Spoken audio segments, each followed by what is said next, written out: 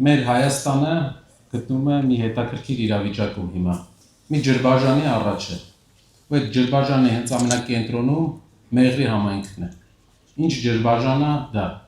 մենք պետք է որոշենք, մենք ինչ ապագա ենք ուզում մեր երկրում ունենալ, մենք ուզում ենք մեր երկրում ունենանք հավասարակշիռ լուրջ ղեկավար, թե ունենանք մարդ, ով ամեն օր մի նոր հետաքրքիր նյութով համաշխարհային մամուլին մեր վրա, չեմ ուզում ասեմ ծիծաղելու, բայց զարմանալու առիթ է տալիս։ Տեսեք ինչ են անում մեր հարևանները, թուրքերը ինչ են անում, թուրքերը զարգացնում են իրենց նավատորմը, տեխնիկա են զարգացնում, ճանապարհ են բացում դեպի Չինաստան, ադրբեջանցիները ինչ են անում, կապում են Թուրքիայի հետ, ճանապարհ են ուզում, զարգացնում են իրենց տնտեսությունը, ռազմական ուժն են զարգացնում, Կասպիան ծովով նավահանգիստներ են կառուցում, ինչ ենք անում մենք, մենք կուկուռուզ ենք ուտում։ Մտնում ենք մետրո, երեխեքի հետ իրար քաշքշում ենք, կռիվ ենք անում սաղորը,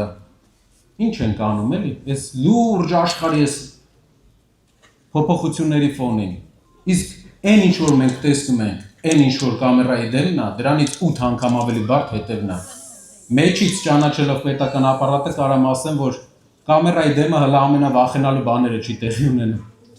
ընդեղ ավելի վախենալու բաներ է, իրանք մասնագետ չեն, իրանք ընկել են այդտեղ, բայց չգիտեն ոնց կառավարեն, հարգելի հայրենակիցներ, մենք պետք է հասկանանք, որ